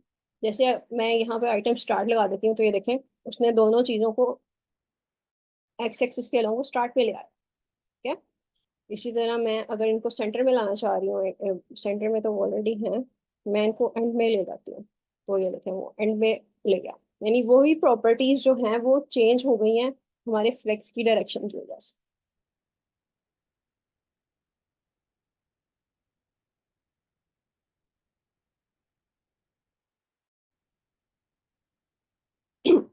अब डायरेक्शन हमें क्यों चेंज करनी पड़ती है, उसके कुछ एग्जांपल्स के, जैसे डिफरेंट वेबसाइट्स पे लोगों ने रिव्यूज दिए होते हैं, अब वो रिव्यूज शो करने होते हैं। कुछ वेबसाइट्स तो उनको बड़ा सजा सजू के शो किया होता है, तो उस सजावट के लिए फिर उन्हें फ्लेक्स कॉलम का यूज करना पड़ता है। इसी तरह से ये हमारे पास रो रिवर्स की एग्जांपल है। ठीक है, अब एक फ्लेक्स ये लग रहा है पहले वाला एलेक्सा कार्डी वाला, और सेकंड फ्लेक्स लग रहा है टेवल मोनरो वाला। ठीक है, सो अब ये इन दोनों फ्लेक्स की डायरेक्शन चेंज है, बस यूज रो में ही हो रहे हैं, लेकिन डायरेक्शन उनकी रिवर्स हो गई है। जैसे यहाँ पर मैं आपको इसका वर्किंग डेमो दिखाती हूँ। तो ये देखिए, अब ये पहला फ्लेक्स लग रहा है इस div पर, दूसरा फ्लेक्स लग रहा है इस div पर। पहले फ्लेक्स में आइटम्स की प्रॉपर्टी यूज हुई है। ठीक है, और उसके बाद उसने लगाया हुआ है इवन रो रिवर्स। अब कल मैंने आपसे डिस्कस किया था कि सीएसएस सिलेक्टर्स जो मेन थे वो क्लास आईडी और टैग वाले, वो मैंने डिस्कस कर लिए थे। और आगे मैंने कहा था कि जैसे जैसे हम आगे प्रॉपर्टीज पढ़ेंगे, वहां पर हमारे पास डिफरेंट सिलेक्टर्स भी आएंगे, उनको भी हम डिस्कस करेंगे। सो इवन भी इसका एक सिलेक्टर है, सीएसएस का एक सिलेक्टर है। वो क्या करता है कि जब आप फ्लेक्स लगा रहे हैं ना, तो अगर कोई एलिमेंट इवन लेवल पे आ रहा है, इवन और ऑड में क्या है, 1 इज ऑड और 2 इज इवन। ठीक है, सो जब फर्स्ट डिव आ रहा है तो वो ऑड आ रहा है। सो अब अगर मैंने इवन सेलेक्टर को चूज किया हुआ है ना, तो वो प्रॉपर्टी सिर्फ इवन वाली चीजों पे लग रही है।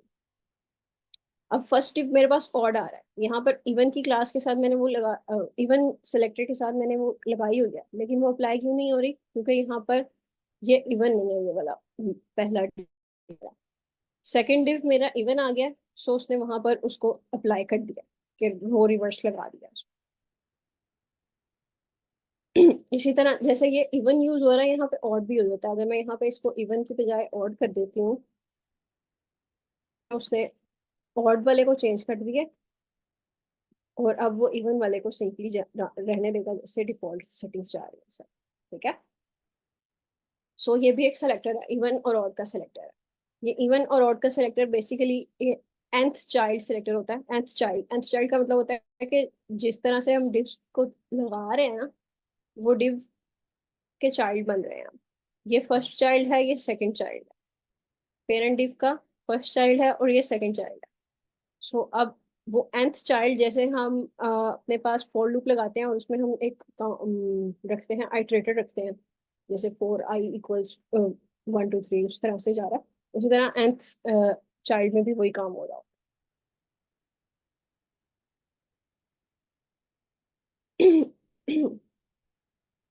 अब यहाँ पर फ्लेक्स डायरेक्शन में किसी को कोई इशू तो नहीं है, और उसके अकॉर्डिंग जो बाकी प्रॉपर्टीज पे इफेक्ट पड़ रहा है वो प्रॉपर्टी वो भी समझ आ गया सबको।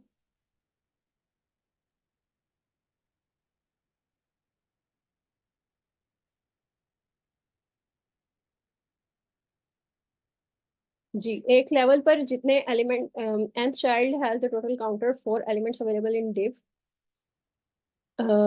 एक डिव के अंदर रहते हुए जितने सिबलिंग डिव्स आ रहे हैं उन सब के ऊपर वो nth चाइल्ड वाली चीज अप्लाई हो रही होती है। जैसे यहाँ पर ये मेन डिव आ रहा है, ठीक है, और अब उसके अंदर ये उसके चाइल्ड डिव्स आ रहे हैं। अब ये दोनों डिव्स जो हैं ये सिबलिंग डिव्स हैं, ठीक है। सो अब n, इसमें n की वैल्यू टोटल, अगर मैंने n की वैल्यू चेक करनी हो तो ये 2 है इसमें, ठीक है।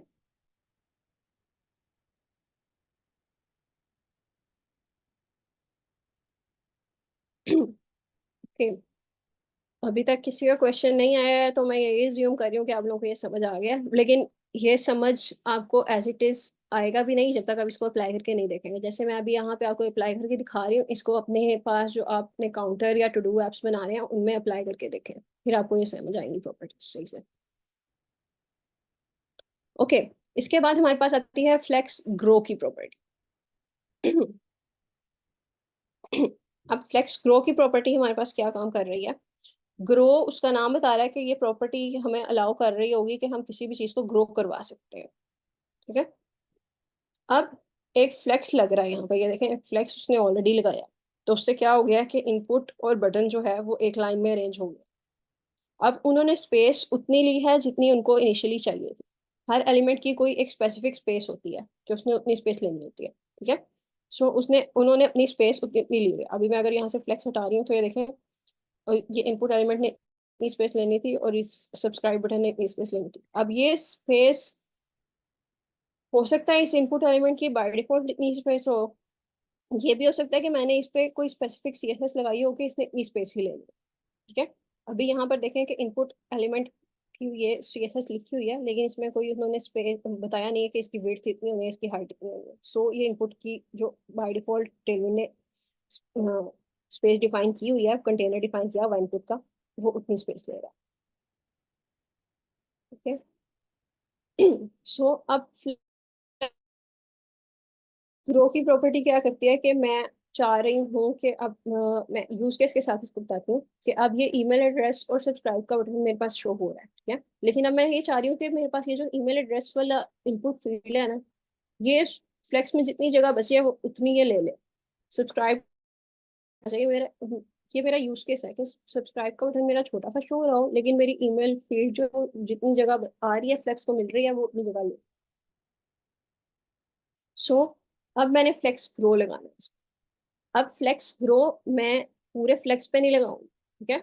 ये बात नोट कर लें कि फ्लेक्स की अभी तक जितनी हमने प्रॉपर्टीज पढ़ी थी वो पूरे फ्लेक्स पे लगाई थी। जस्टिफाई की प्रॉपर्टी लगानी होती थी तो मैं यहाँ पे लगाती थी, आइटम्स की प्रॉपर्टी भी लगानी थी तो यहाँ लगा थी, इसी तरह रैप भी लगना था तो यहीं पे लग रहा था, और डायरेक्शन भी यहीं पे मैनेज हो रही थी। लेकिन अब ग्रो हमने किसी स्पेसिफिक चीज को करवाना होता है, हमने हर चीज को ग्रो नहीं करवाना होता पूरे फ्लेक्स में। अगर फ्लेक्स में 10 एलिमेंट्स आ रहे हैं तो मैं ये नहीं चाहूंगी कि 10 के 10 एलिमेंट्स बढ़े। सो हमने किसी एक आधी चीज को ग्रो करवाना होता है। सो इसलिए हम फिर ग्रो उस चीज पे लगाते हैं। अब मैं यहाँ पर फ्लेक्स ग्रो, ये मैंने लगाया, तो ये देखें उसने जितनी फ्लेक्स में एक्स्ट्रा स्पेस अवेलेबल थी उसने वो स्पेस उसको दे दी। ये काम कर रहा है flex grow.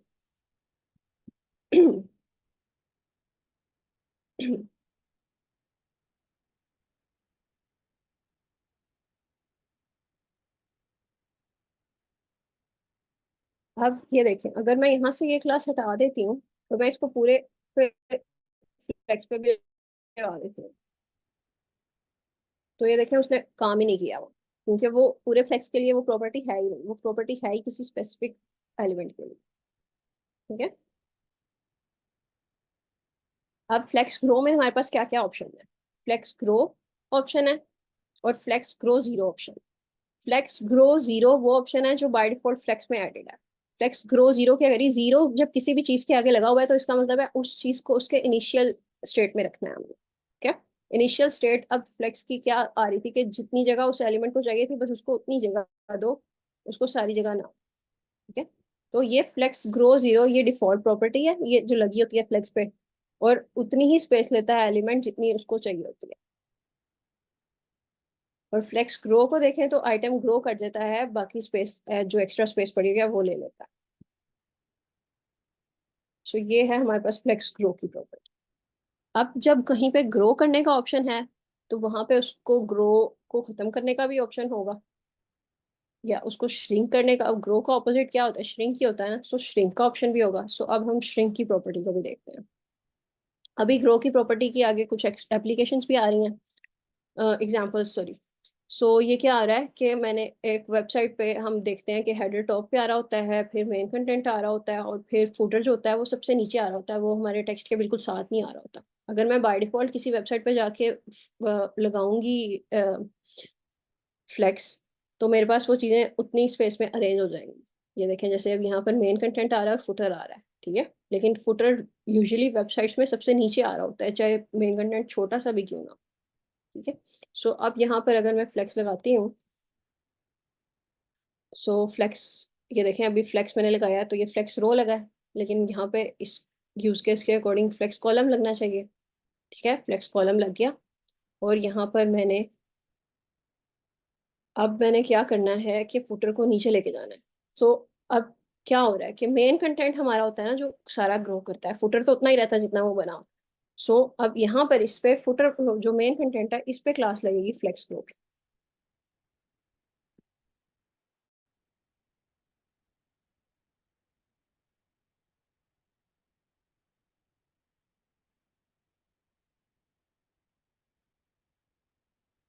Flex flex flex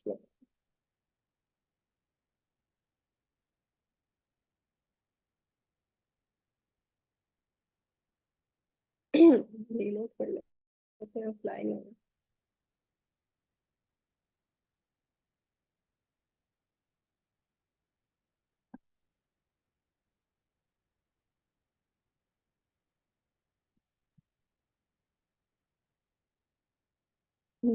एक मिनट। ओके, उसकी हाइट डिफाइन नहीं है। उसकी हाइट डिफाइन नहीं है, इसलिए अब कंटेनर में वो हाइट उतनी ले रहा है जितनी उस कंटेनर को चाहिए, उससे ज़्यादा नहीं चाहिए, उससे ज़्यादा नहीं आ रही। सो यानी इस कंटे जो ये कंटेनर क्लास लगी हुई है इसकी वजह से हमारा कंटेंट आ ही सिर्फ इतने पार्ट ले रहा है, इससे ज़्यादा पार्ट ले ही नहीं, वेब का पेज का बाकी पार्ट वो ले ही नहीं रहा। ठीक है। सो यहाँ पर इसके लिए ये मैंने स्क्रीन लगा रखा है। ये क्या करेगा कि हमारे इस डिव को पूरी स्क्रीन की लेंथ दे देगा। सो ये देखें, अब हमारी चीज़ें डिवाइड हो गई इस तरह से।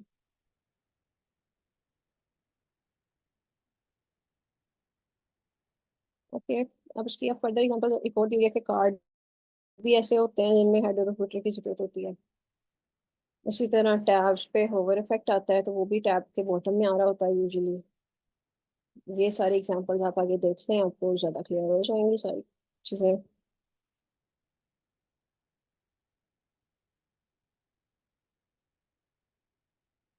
तो ये हो गई हमारी फ्लेक्स रो की प्रॉपर्टी। अब चलते हैं नेक्स्ट प्रॉपर्टी की तरफ जो कि है फ्लेक्स श्रिंक। फ्लेक्स ग्रो क्या कर रही थी? किसी भी चीज़ को ग्रो करना अलाउ कर रही थी, ठीक है। इसी तरह फ्लेक्स श्रिंक की प्रॉपर्टी क्या करती है कि किसी भी चीज़ को श्रिंक करना अलाउ कर रही है। ठीक है। अब इस एग्जाम्पल को खोलते हैं फिर अपना केस बताते हैं मैं आपको।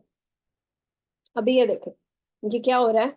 फ्लेक्स बन रहा है, एक फ्लेक्स ये बन रहा है, एक फ्लेक्स ये बन रहा है, ठीक है। अब उसमें क्या आ रहा है कि एक उस कुछ डिव कुछ टेक्स्ट वगैरह आ रहा है, और उसके बाद मेरे पास ये टाइम आ रहा है उसका। लेकिन अब ये टाइम देखें, जब ये टाइम शो हो रहा है यहाँ पे 10 AM जो ये शो हो रहा है, तो ये ऊपर नीचे हो गया। लेकिन इसको अब ये फ्लेक्स इतने हिस्से में क्यों लग रहा है, यहाँ पे इसकी फिर से विड्थ की प्रॉपर्टी आ जाती है, और इसको कंटेनर को जो विड्थ दी गई है वो कोई स्पेसिफिक दी गई है, ठीक है। मैक्स विड्थ उस पर 32 लगे कि इससे ज्यादा वो स्पेस नहीं ले सकता, इसलिए वो इतनी स्पेस ही ले रहा है।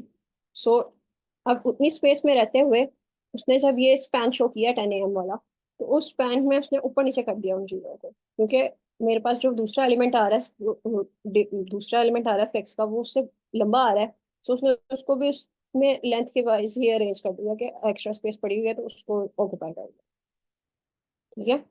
लेकिन अब क्योंकि ये मेरे प्रेजेंटेशन को खराब कर रहा है, ठीक है, अब क्योंकि ये छोटी सी चीज आ रही थी तो इसको उस स्पेस में पूरा ही आ जाना चाहिए, जो हम कॉमनली देखते हैं यूजली वेबसाइट्स पे।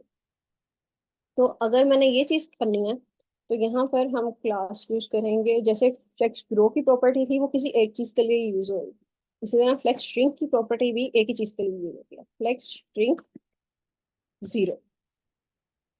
अब मैंने यहाँ पे 0 क्यों लगाया, इस चीज को डिस्कस करते हैं। सबसे पहले जाके फ्लेक्स श्रिंक की प्रॉपर्टी देखते हैं। फ्लेक्स श्रिंक, एक फ्लेक्स श्रिंक है, एक फ्लेक्स श्रिंक 0 है। जब भी मैं किसी चीज के साथ 0 ऐड कर रही हूँ तो इसका मतलब है कि वो चीज, वो काम नहीं होना चाहिए, ठीक है। सो इस इस आइटम को श्रिंक नहीं होना था, इसलिए मैंने यहाँ पे फ्लेक्स श्रिंक 0 लगाया, ठीक है। लेकिन बाय डिफॉल्ट फ्लेक्स क्या करता है, फ्लेक्स श्रिंक वाली प्रॉपर्टी लगाई होती है उसने, ये डिफॉल्ट प्रॉपर्टी है, और इसमें क्या होता है कि एलिमेंट्स श्रिंक होते जाते हैं जिस जिस तरह से उसको स्पेस कम होती जाती है। जैसे हमने अभी जो यहाँ पे हम ये इस पे जा रहे थे इसमें, सो इसमें भी हम यही देख रहे थे कि वो चीजें, अभी तो यहाँ पर रैप लगा हुआ है, रैप को अगर मैं हटा देती हूँ,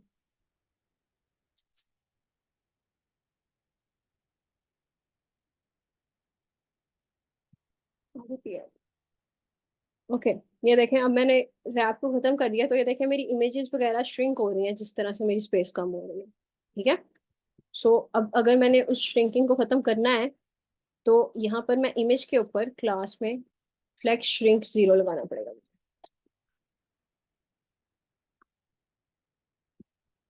अब ये देखें मैंने पहली इमेज पे लगाया है अभी सिर्फ। पहली इमेज, बल्कि फ्लेक्स इधर इधर लग रहा हो या उधर लगा उसके, पूरे डिव पे लगाना था, सॉरी। ये एलिमेंट आ रहा है ना, तो फ्लेक्स के आइटम पे लगाना था, फ्लेक्स का पहला आइटम ये आ रहा है, तो यहाँ पे मैंने लगाया फ्लेक्स श्रिंक 0। तो अब ये देखें, अब उसने बाकी सबको श्रिंक होने दिया लेकिन उसको नहीं होने दिया जिसपे मैंने फ्लेक्स श्रिंक 0 लगाया, ठीक है। तो अब फ्लेक्स ग्रो में जो थी, फ्लेक्स ग्रो 0 बाय डिफॉल्ट उसने लगाया हुआ था, लेकिन फ्लेक्स श्रिंक में उसने फ्लेक्स श्रिंक बाय डिफॉल्ट लगाया हुआ है, हम उस श्रिंक को रोक सकते हैं, वो अलाउड बाय डिफॉल्ट।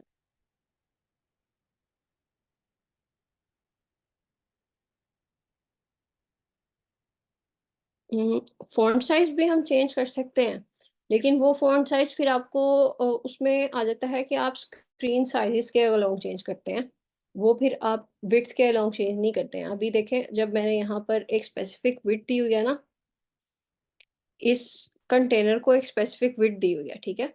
तो अब उस विड्थ में रहते रहते उसने फ्लेक्स की सारी प्रॉपर्टीज अप्लाई करनी है, उस विड्थ से बाहर नहीं जा सकता।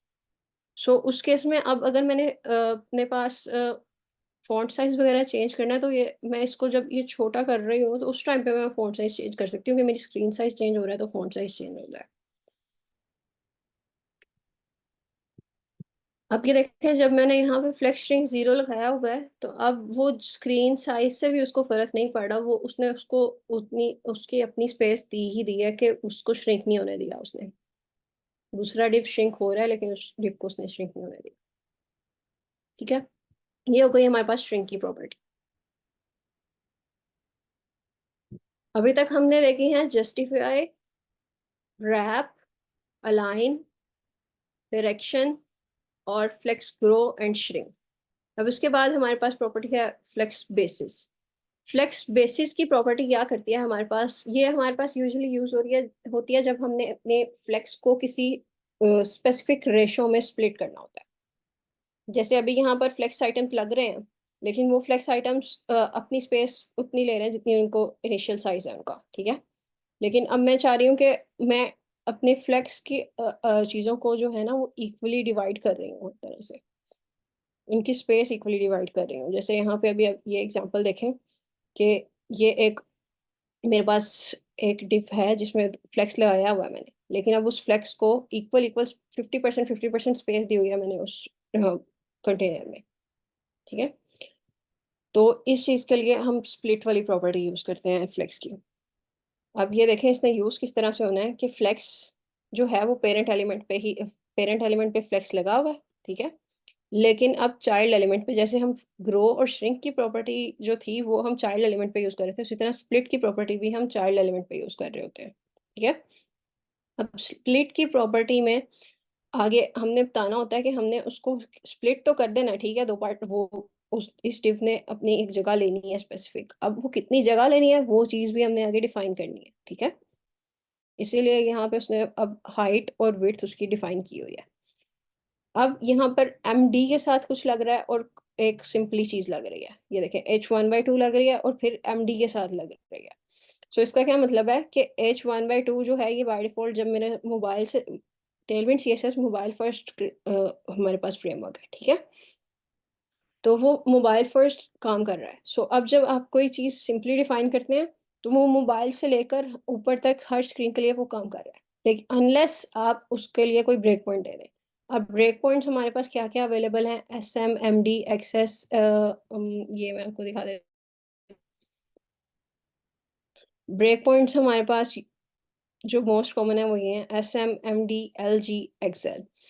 एसएम क्या होता है मोबाइल्स के लिए, एमडी यूजुअली टैबलेट्स वगैरह के लिए यूज़ हो रहा होता है, एलजी मेरे पास सिंपल जो लैपटॉप्स वगैरह होते हैं और एक्सेल जो होता है वो फिर हमारे पास जो डेस्कटॉप स्क्रीन्स आ जाती हैं उनके लिए यूज़ हो रहा होता है। अब ये हमारे ऊपर है कि हमने अपनी चीज़ों को कितना डिवाइड करके रखना है, जो बाय डिफ़ॉल्ट उसने डिवाइड की हुई हैं वो उसने इस इन 4 में किया हुआ है। अब अगर हम अपने फर्दर बनाना चाहते हैं, तो 16 हम रोटियां अपनी रात दिया फर्दर स्क्रीन्स डिफाइन जी, सॉरी? बस 200 रुपया है ओदा दोदा टोटल मैं इंच के मतलब कैलकुलेशन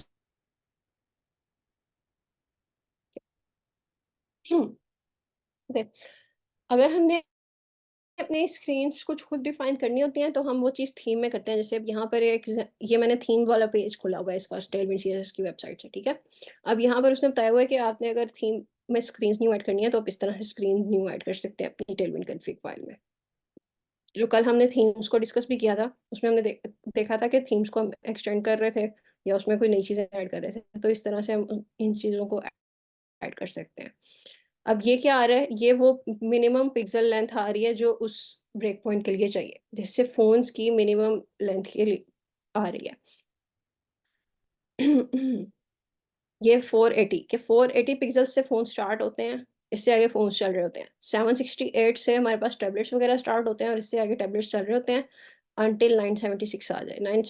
976 आता है तो फिर हमारे पास लैपटॉप की स्क्रीन स्टार्ट हो जाती है। और उसके बाद 1440 तक लैपटॉप्स की स्क्रीन चल रही होते हैं यूजुअली और उसके आगे डेस्कटॉप्स आ जाते हैं। ठीक है, तो ये ब्रेक पॉइंट्स हमारे पास अवेलेबल हैं। इन ब्रेक पॉइंट्स को यूज़ किया हुआ है। अब यहाँ पर ये देखें सबसे पहले उसने फ्लेक्स लगाया था, फ्लेक्स कॉल लगाया था, लेकिन फिर एमडी स्क्रीन के लिए जाके उसने फ्लेक्स रो कर दिया था। कि मोबाइल स्क्रीन पे अब मेरा फ्लेक्स कॉलम लग रहा हो, ऊपर-नीचे चीज़ें आ रही हों, लेकिन जब मेरे पास लैपटॉप्स वगैरह आते हैं, तो फिर वो मेरे पास साइड बाय साइड शो हो जाए ढंग से। सो उस काम के लिए यहाँ पर फिर इसी तरह अब उसने जब हाइट को स्प्लिट किया है, तो हाइट 1/2 बाय डिफ़ॉल्ट आ रहा है। जब यहाँ पर फ्लेक्स कॉलम लग रहा है, तो उसने हाइट डिवाइड कर लिया है, ठीक है? लेकिन जब जब टैबलेट्स वग़ैरह आए हैं, तो उस टाइम पे उसने क्योंकि फ्लेक्स रो लगा देना था, तो अब उसकी मैनेजमेंट के लिए उसने अब विड्थ को हाफ़ किया है, हाइट को हाफ़ नहीं किया हुआ, ठीक है? तो ये चीज़ यहाँ पर देखने वाली थी कि ब्रेक पॉइंट्स को हम किस तरह से यूज़ करते हैं। जो बाय डिफ़ॉल्ट हमारी लग रही है इनिशियली वो चीज़ हमारी मोबाइल डिवाइसेज़ से लेकर ऊपर तक जा रही है, जब तक हमने अगला ब्रेक पॉइंट कोई डिफ़ाइन नहीं किया अपने पास। अगर मैं यहाँ पे एमडी के साथ कुछ भी नहीं एमडी वाली चीज़ें नहीं लगाती हूँ, तो वो इसी चीज़ को h1/2 को ही अप्लाई करता रहेगा हर जगह। इसको भी ये इसका वर्किंग डेमो है, इसको खोल कर एक बार देख भी लेते हैं।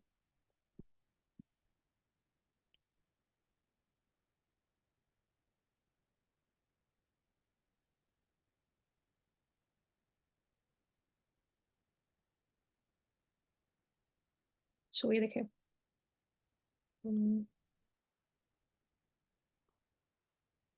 ये देखें, अब ये मोबाइल डिवाइस पे जा रहा है तो वो फ्लेक्स कॉलम अप्लाई कर रहा है, लेकिन जैसे ही वो टैब डिवाइस पे आ रहा है, टैब डिवाइस की विड्थ वगैरह पे आ रहा है, तो वो रो पे आ गया। ठीक है। अब ये काम कर रहा है हमारे पास फ्लेक्स बेसिस। अब ये इन्होंने इसके मल्टीपल सॉल्यूशंस दिए हुए हैं। यहाँ पर ये समझा हो रहा है, लेकिन अब यहाँ बेस प्रॉपर्टी क्या है?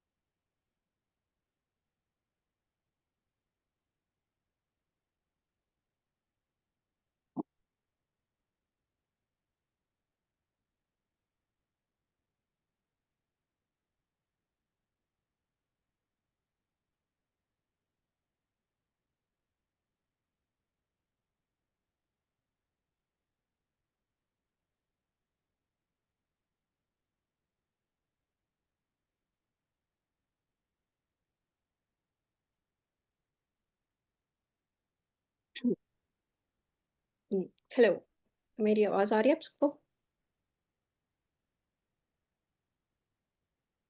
और मेरी स्क्रीन भी विजिबल है सबको?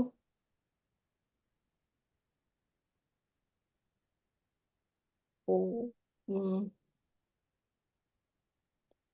मैं दोबारा शेयर कर देती हूँ स्क्रीन।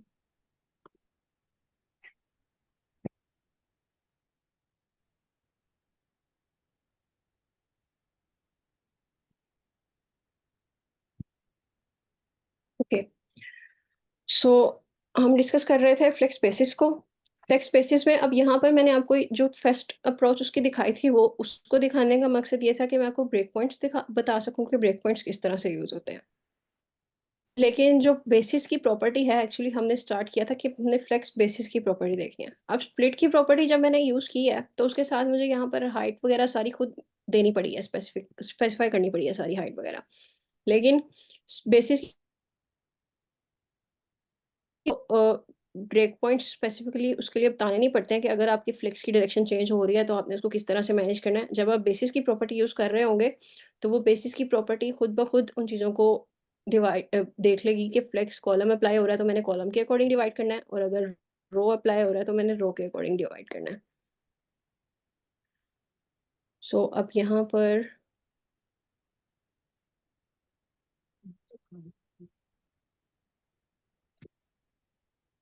ओके, ये एग्ज़ाम्पल देख लिया हमने। ठीक है, ये हो गया, बेसिस हो गया। अब आगे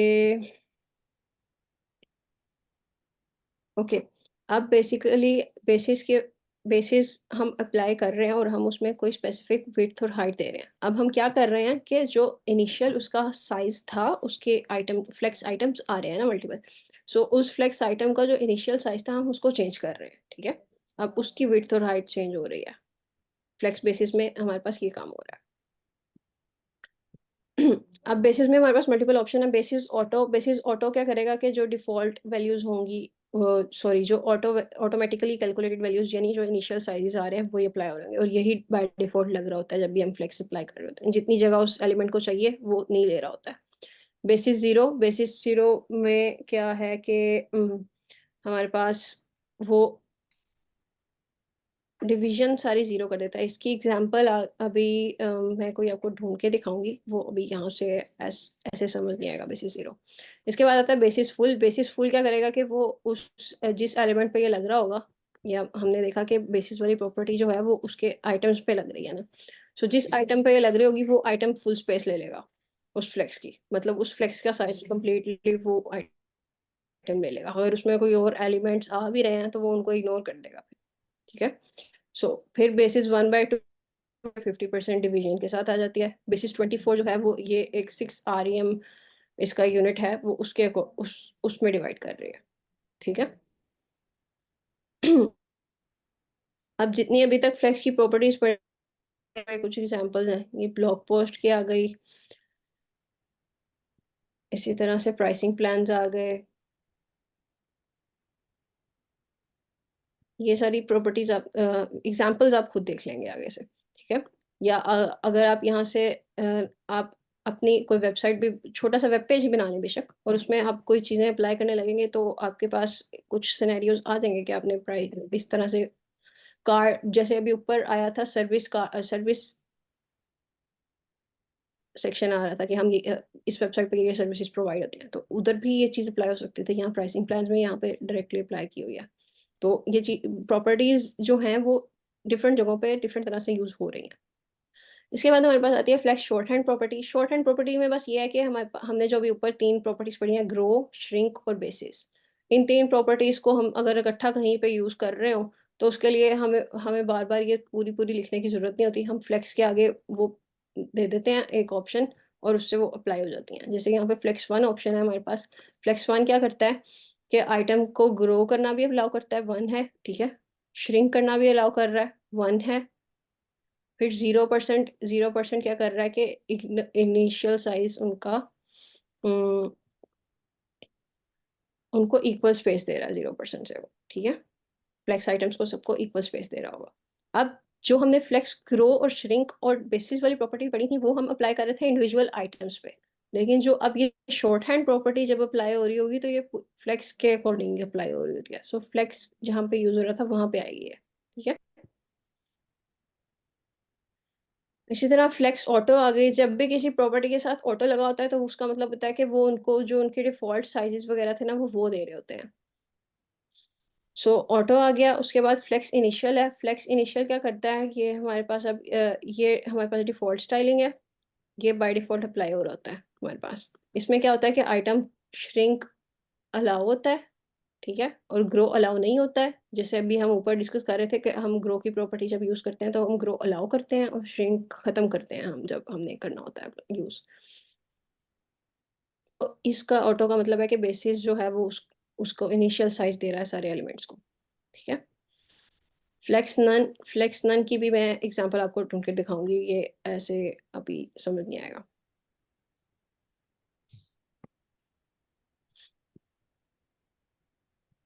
सो ये आगे फिर से उसी यही इन्हीं शॉर्ट हैंड प्रॉपर्टीज़ को ही दोबारा से एक्सप्लेन किया हुआ है नीचे। आप इसको पढ़ लें खुद से। ओके, अब हमारे पास आती है उम, ये एग्ज़ाम्पल्स हैं कुछ, ये सारी मतलब ये वही ऊपर वाली प्रॉपर्टीज़ जितनी हमने पढ़ी हैं उन सबको यूज़ करते हुए एग्ज़ाम्पल्स बन रही हैं, और ये मल्टीपल। और एग्ज़ाम्पल्स आने का मकसद ये है कि आपको उसके ज़्यादा से ज़्यादा यूज़ केसेस समझ आ जाएँ कि आप फ्लेक्स को कहाँ-कहाँ पे यूज़ कर सकते हैं, और अब अगर आप एक फुल फ्लेज्ड वेबसाइट बना रहे हैं तो। अब जो हमारे पास प्रॉपर्टीज़ कुछ आने वाली हैं आगे, वो बस बेसिक मतलब एक्स्ट्रा प्रॉपर्टीज़ हैं, बहुत कम यूज़ होती हैं, और उनका यूसेज भी बहुत कॉमन सा है।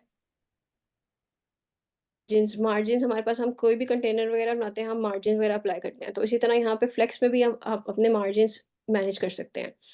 अब मार्जिन्स मैनेज करने का क्या मकसद है? मैं मार्जिन मैनेज करने का मकसद ये है कि आपने अपनी चीज़ें कुछ इस तरह से अरेंज करनी है कि कोई चीज़ आपकी अगर एक फ्लेक्स में अरेंज हो रही हैं, तो उसमें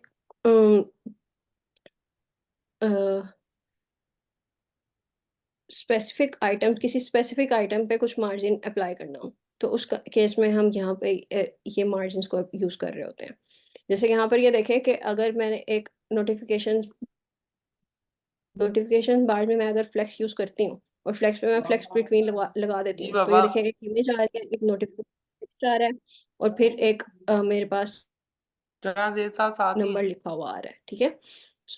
अब इन तीनों दोनों चीज़ों